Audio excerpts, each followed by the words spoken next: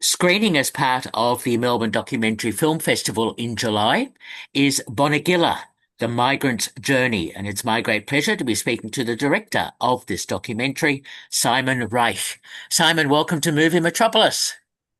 Yes, thanks a lot, Peter, for having me this morning. Good to talk to you. This is such an intriguing documentary about people who came to Australia during and after, especially World War II. What are the origins of the documentary? Okay, well, it's quite personal. My father went through the camp and also immigrated in the 50s. So I decided to make a podcast about him because I was finishing my Bachelor of Audio and we couldn't, because of COVID, do a film documentary of him. So I went and did a podcast about his life. And that's when I found out that he had passed through the camp, which was near Albury, Wodonga.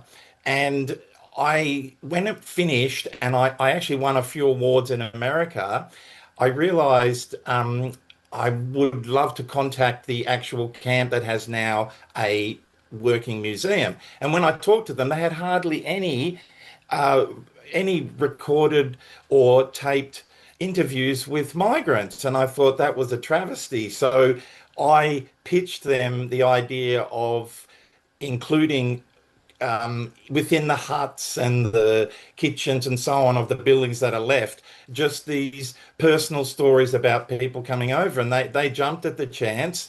And that's been the beginning of how I've sourced all these probably nearly 50 interviews now from people. And I guess I have a real heart for migrants, having grown up as the son of a migrant, but I know what it was like going through all the racism and the troubles that we went through as a migrant, descendants of migrants. So it really stuck with me and resonated with me for sure. Okay.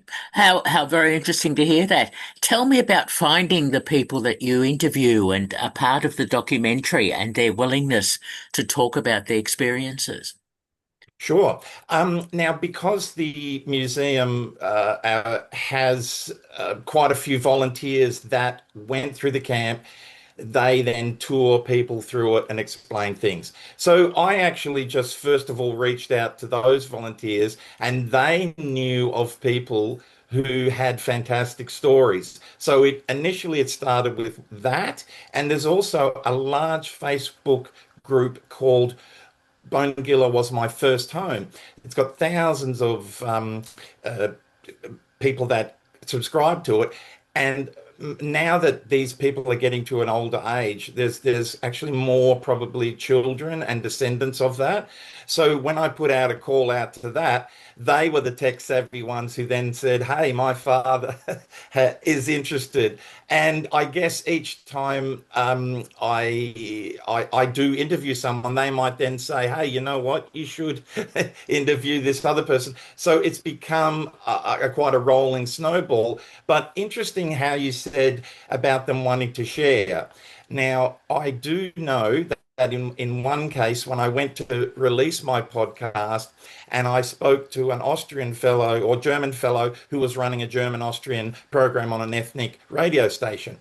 And he said, "Simon, I'm going to put your ad on, but I'm not in favor of any of this stuff because digging up the war, digging up the old stuff, digging up all these problems, it's just no good. You shouldn't do it. Leave the sleeping dogs lie."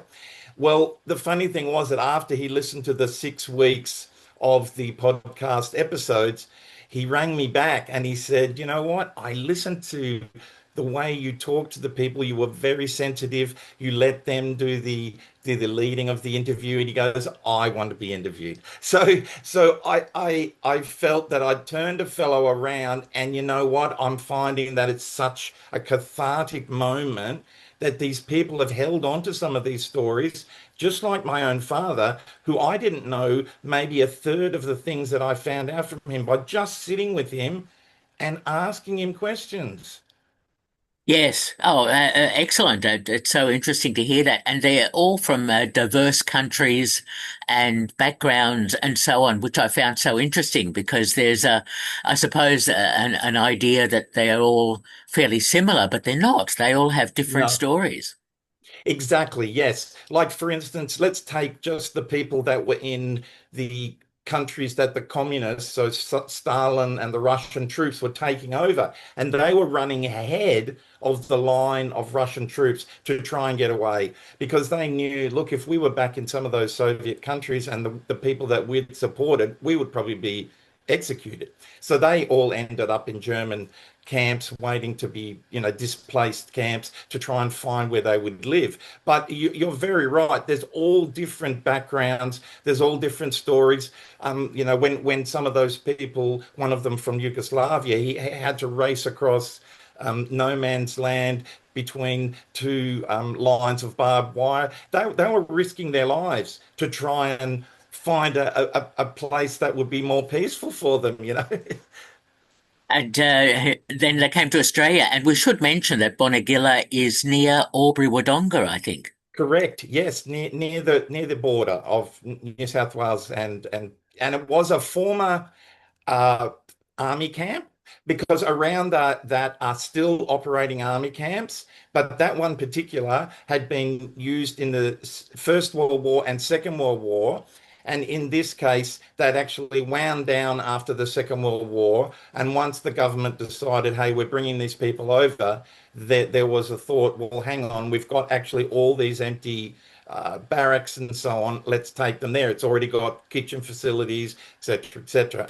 But of course, that turned out to be very Spartan accommodation, and that's why I focus on probably 1947 to about 1960, because after that they were flying in by plane and they'd upgraded the camp. But in those early years, oh yeah, but being in near Aubrey, it was freezing cold in the winter and roasting in the summer because there was no insulation. It was just basically corrugated iron on these frames, and they were jammed in. It was very Spartan. Yes, exactly. Tell me, how much production support, etc., did you have behind you to make this film, and did you do most of the filming yourself? That's a fantastic question. Yes, it's all me. So I tell you, talking about the filming stage as just a beginning, is I found that because I didn't bring a crew along of light, of audio, of all these other people, transcribing, etc., which would have filled a room up, and I feel it could have been detrimental to the sharing that I received. Basically, it was just us two having a chat. I'd set up my lights, the camera, or the audio. It was just us two. And I felt that that actually gave me more insight, and they were more willing to run with it because I'm a very excitable guy. So when I hear stories, I get very animated and I go, really, that happened? And I think that would stir them on to go, hey, this guy actually wants to listen to my stories, because some of them will do these cheeky asides, but just going, oh, I wish my children thought like this, just the little sort of digs at the kids for not listening. But I had the time and I have a real heart for migrants. So yes, you are right. I had a Bachelor of Audio, and while I was doing that course in the university, there was a film side of the campus. And so I already started doing soundtracks, recording audio on site, and doing the mixing. So I was all over that. But I watched the process. And so when I took an elective in editing, I realized, you know what, I think I'm going to have a go at this myself, And as I said, I think having just me and not a full crew gave me more intimate access. And I guess with a documentary, you don't have a script. So you don't know what's going to happen here because the people end up telling you the story. And that's why when I edited it myself, because I'd listen to their stories, and then as I edited it, I could hear the story come out. It took a few months to find that story, but once I got it, then you could see the overlapping parts of each of the stories. Whether they were identical or not, it was enough to cleave the whole story together. And that's why I broke it into 6 chapters to make it not so, going forward in timelines and back and so on. It ran chronological, but it had a story from all of them. Yes, I'll ask you more about the editing process in a moment, but I Sure. wanted to ask you about the archival footage that's in your documentary. How did you source it? How easy was it to find relevant material? Yes, that was that was quite a job in progress. Some is actually from people's own cameras. So um, I know my father was really keen on his Super 8 cameras. So I know some of the footage he's taken after, because he shifted back to Germany only for a year and took some of the Berlin Wall and all that sort of stuff. So there was some footage I took directly from him, but I found that there's an internet archive that you can access a lot of free footage. But yes, it did require hours and hours of scouring over things. And then when I couldn't find exactly what I wanted, I used Periscope films to get some of the war footage, which was probably taken by the soldiers themselves as they entered towns or were rounding up prisoners or so on. That was pretty critical. I tell you what did amaze me though is some of these people were fleeing, say, the Soviets or bombed houses or whatever, and they only had a few things on their backs. But you know what? The one thing that most of them kept precious was photo albums. They might have left all this other stuff at the house, but they kept the photo albums. And that's what amazed me. After all of the troubles they went through and bomb raids and machine guns fired at them and falling under bridges and holes, there they all those original photographs that are in there are just priceless. Just priceless. I love looking at them and feeling like I'm dropping into a time capsule. How interesting to hear all of that. Yes, that's great stuff. All right, let's talk about the editing process because obviously you shot lots more material than you used, Yes. etc., plus the archival footage and so on. So tell me about the issues with editing and deciding what was in the final version of the film. Yes. Okay. All right. I know that this story could have been presented in a way that could be quite dark. So you've got the war story. Some of them lost relatives. Some, when they escaped from communist countries, they never saw their parents again.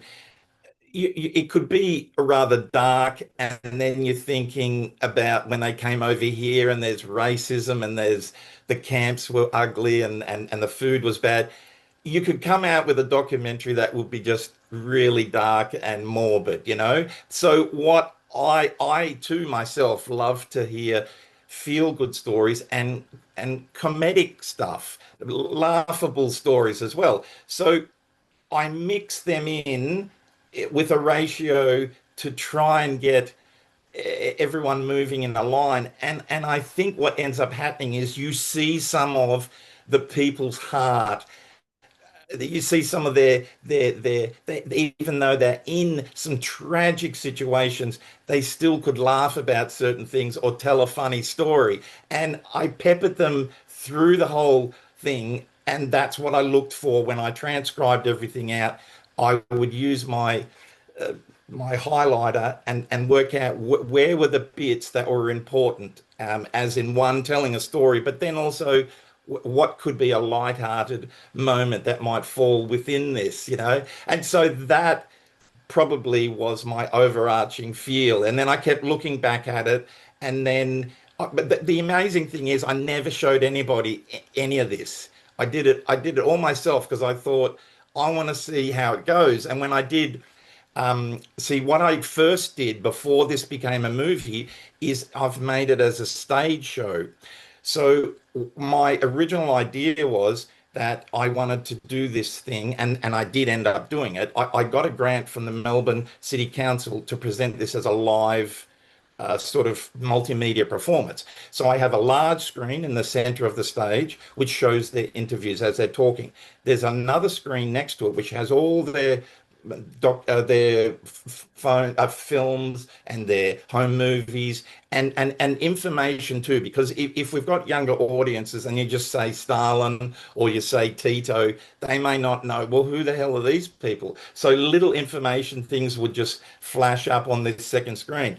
Then I peppered the whole stage with candles, much like you've probably seen these candlelight um, orchestra pieces, and they fill the stage with candles. It just looks amazing. And then I played on stage with the grand piano and a string quartet to interact with the soundtrack live with the footage.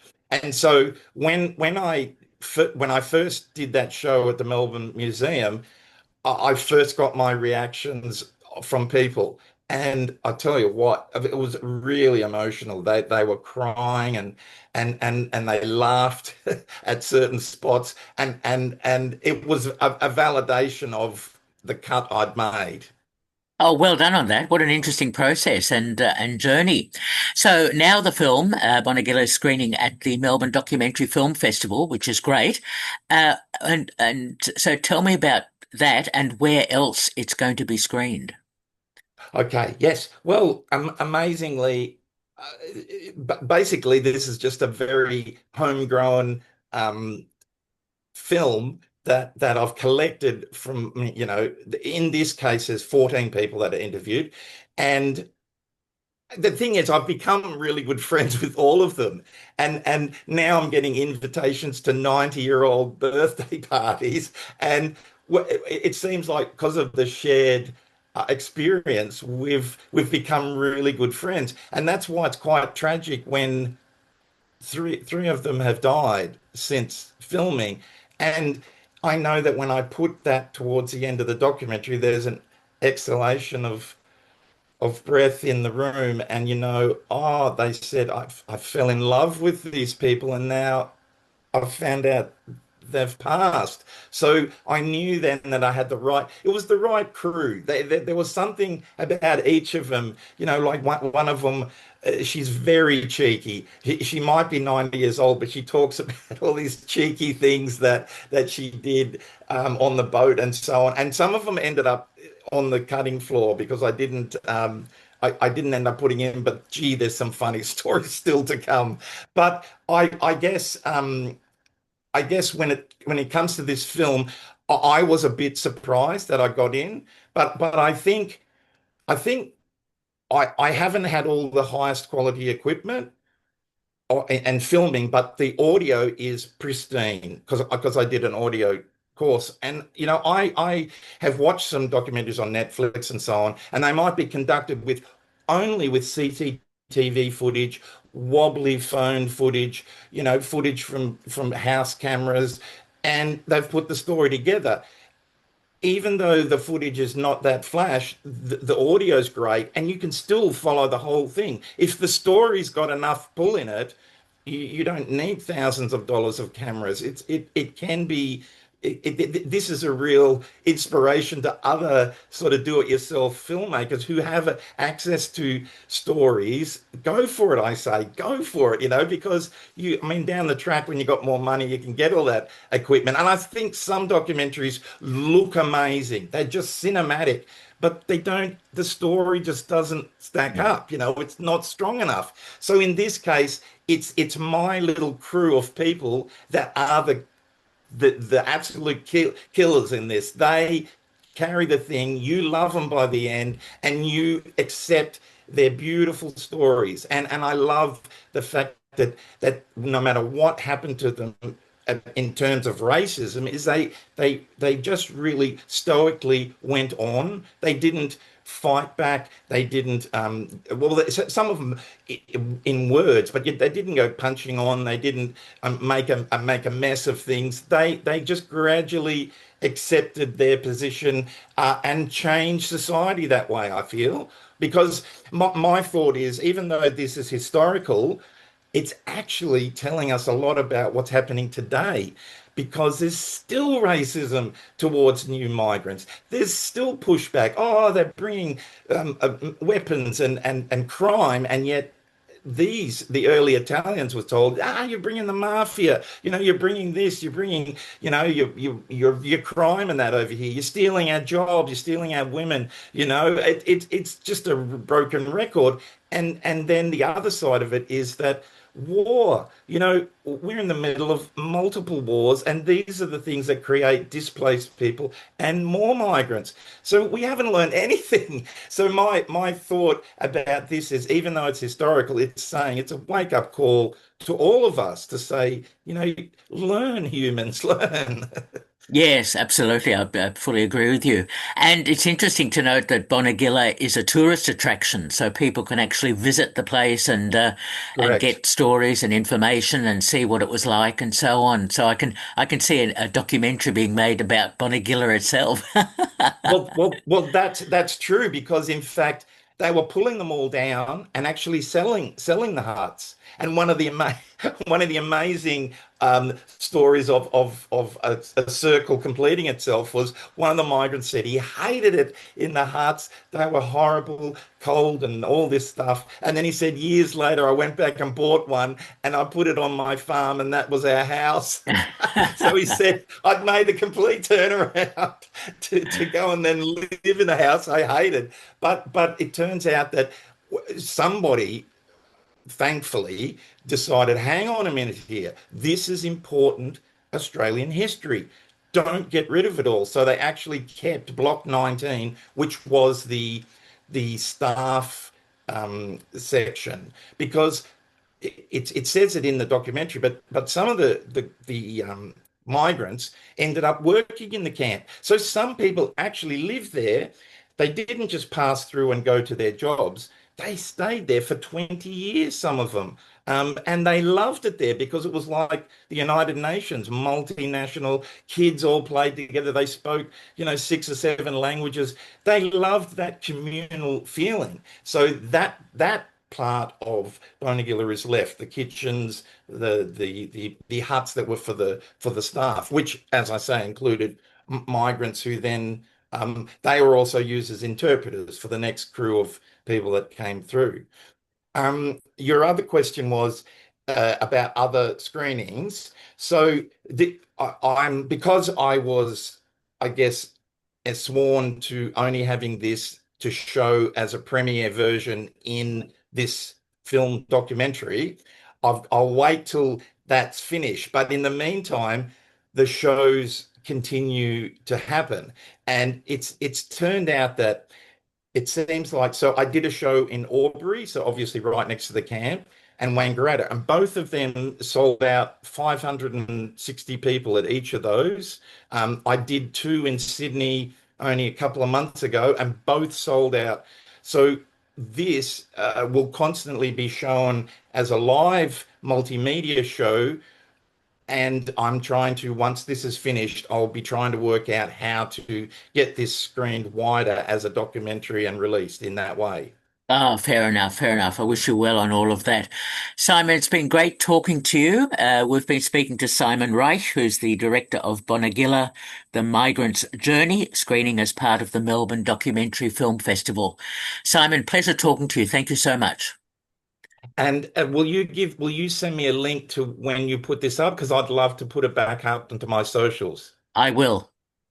Oh, you're a fantastic interviewer. You understand the subject, and which it's funny because when I first touted this, someone had told me, "Nah, this is a niche subject. You're never going to get it out there." And I said, I don't think so, because they didn't understand the ramifications that one in every 15 people has a direct link to the camp. Yep. And I didn't know this at the time, but to put a heading that would say, something like post-war migrants coming to Australia. It's too big, it's a mouthful. I only needed to drop that word, Bonegilla, in, and all of a sudden, people come out of the woodwork. They know what it means. Even if they went to another camp, they go, "Wow, that sums up everything." So in a way that was probably more fortuitous than I thought, I stumbled on a name that just created interest, both with the migrants and their relatives. It's great. It is. Look, congratulations again on the film, Simon, and thank you so much for talking with me. Thank you, Peter. Okay, Thank you very okay. much. Bye bye. Thank you. Bye.